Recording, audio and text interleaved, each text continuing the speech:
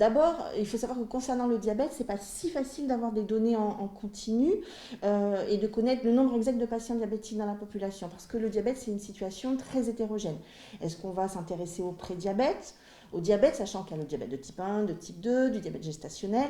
Est-ce qu'on s'intéresse au diabète qui est diagnostiqué, qu'il soit traité ou non? Ou par définition du diabète total, sachant qu'il est difficilement mesurable parce qu'il y a beaucoup de patients qui ne savent pas qu'ils sont diabétiques parce qu'ils n'ont pas fait de test de dépistage. Alors évidemment, là, ce qu'on sait, le diabète est une priorité régionale de santé parce que la Réunion est particulièrement touchée par le diabète. En 2014, dans une enquête qui s'appelle le baromètre santé d'hommes, entre 9 et 10% des personnes interrogées déclaraient être diabétiques. Donc là, on s'intéresse au diabète déclaré, donc par définition connu. En ce qui concerne les conséquences, on sait que les conséquences du diabète peuvent être graves si le diabète n'est pas dépisté ni pris en charge.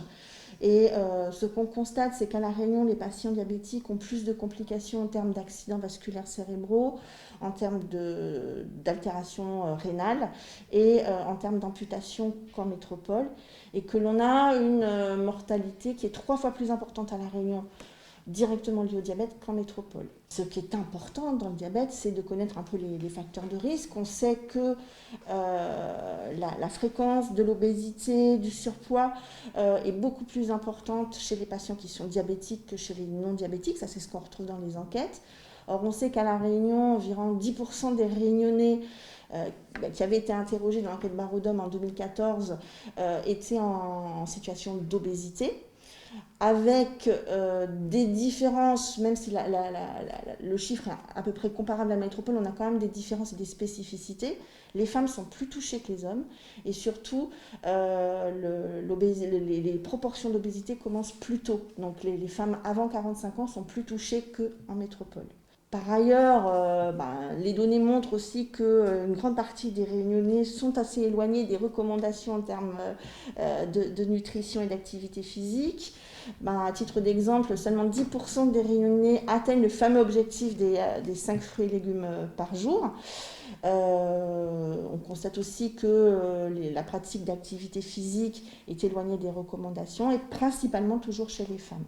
Donc tout ça, ce sont des facteurs qui sont importants et on sait que c'est des facteurs de risque sur lesquels on peut agir pour prévenir et éviter la maladie. Donc il faut savoir qu'à La Réunion, l'observation régionale sur le diabète se renforce.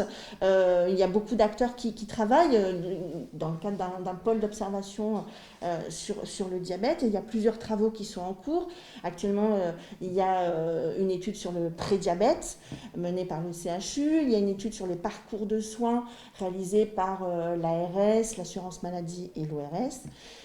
Et une étude menée par Santé publique France sur la qualité de vie et les complications chez les diabétiques. Donc tout cela va contribuer, on espère, à améliorer les connaissances sur le diabète à La Réunion.